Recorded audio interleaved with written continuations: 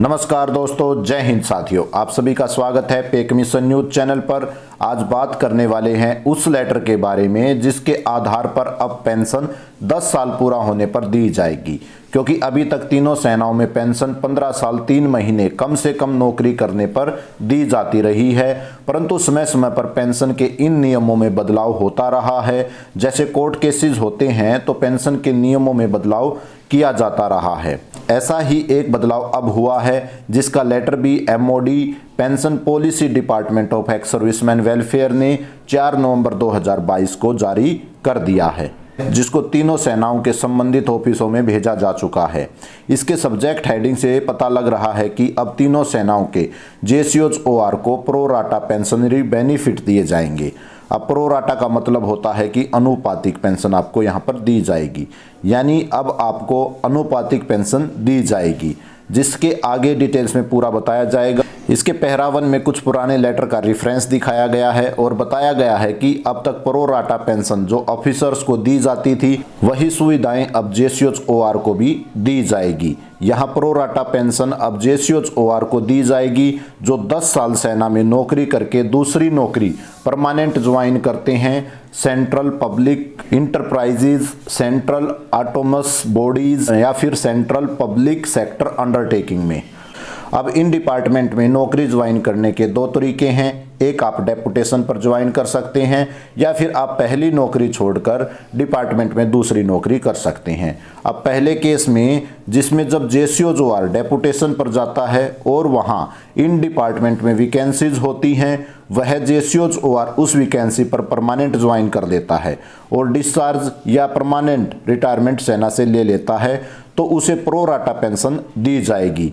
अब दूसरे केस में जेसीओज-ओआर तीनों सेनाओं में किसी में भी नौकरी कर रहा है और जब सेंट्रल पब्लिक इंटरप्राइजेज या फिर central autonomous bodies, central public sector undertaking में नौकरी निकलती है, तो जेसीओज-ओआर थ्रो प्रॉपर चैनल इसके लिए अप्लाई करता है। जब इस डिपार्टमेंट में जॉब मिल जाती है और उसे परमानेंट रिटायरमेंट सेना से यहाँ जॉब के लिए दिया जाता है, इन दोनों केसेस में अब प्रो राटा पेंशन दी जाएगी, परंतु ध्यान रहे कि यहाँ आपकी नौकरी 10 साल होनी चाहिए, तभी इसका आपको फायदा दिया जाएगा।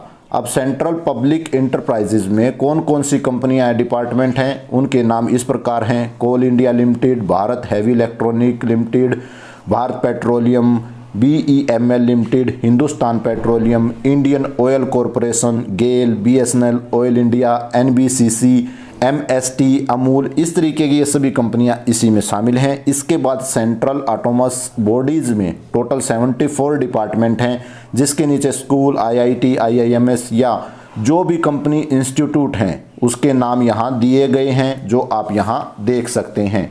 यहाँ डिपार्टमेंट वाइज पूरी डिटेल दी गई है।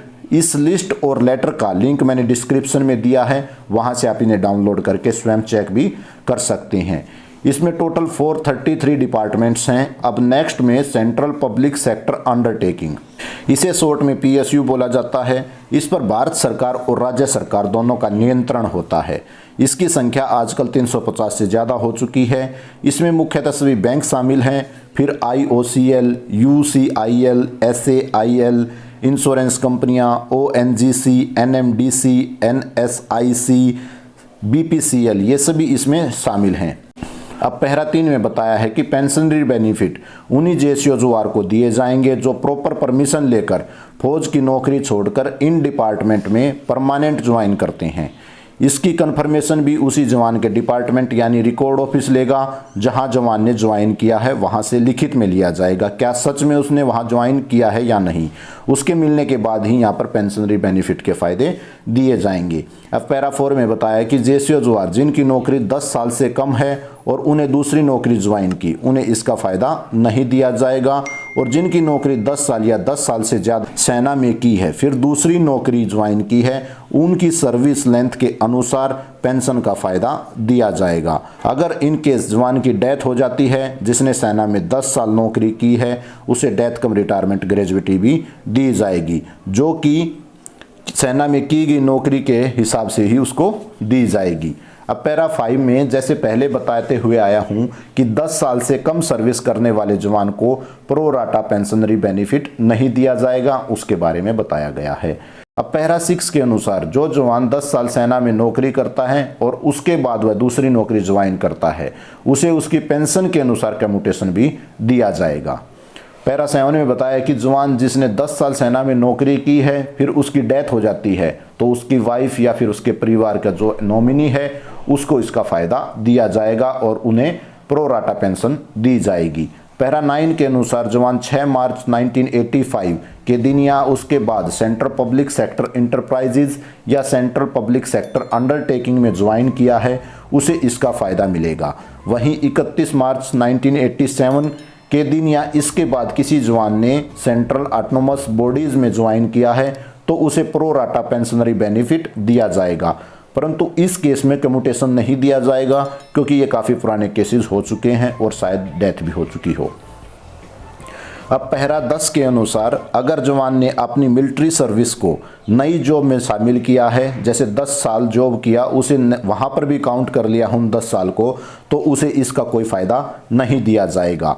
लास्ट में जैसा आप सभी को पता है कि पीएमआर तो पहले ही बंद कर दिया गया है। अब सेना से अगर पीएमआर जाना चाहते हैं तो 10 साल पूरा होने पर एनओसी लेना शुरू करें और सिविल में जॉब के लिए ट्राई करें। जैसे ही मिल जाती है परमिशन लेकर सेना की नौकरी छोड़ें और आराम से सिविल में आप दूसरी नौकरी कर सकते हैं। अब जो जवान पहले ही 10 साल करके पेंशन जा चुके हैं और दूसरी नौकरी कर रहे हैं उनके लिए यह बहुत बड़ी खुशखबरी है और उनको बताई गई वीडियो में अगर कंडीशनें पूरी होती हैं तो उन्हें प्रो राटा पेंशन अब दी जाएगी। आशा करता हूं यह वीडियो आपको पसंद आई होगी और यह एक जानकारीपूर्ण वीडियो रही होगी। तो वीडियो को लाइक शेयर करें, चैनल को ज़रूर सब्सक्राइब करें ताकि लेटेस्ट न्यूज़ सीधे आप तक पहुंच सकें और आप फ़ायदा उठा सकें। इसी के साथ जय हिंद, जय भारत।